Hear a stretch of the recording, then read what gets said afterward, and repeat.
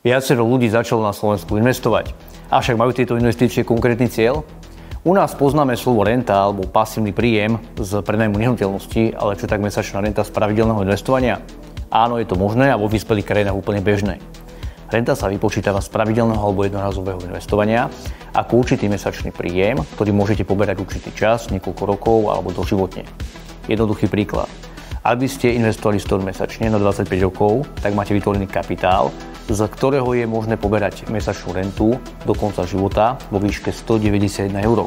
S tým, že kapitál v prípade úmrtia je dediteľný.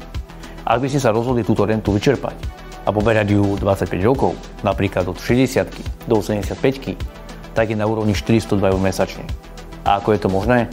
Za 25 rokov pravidelného investovania sa vám zloženým úročením vytvára kapitál.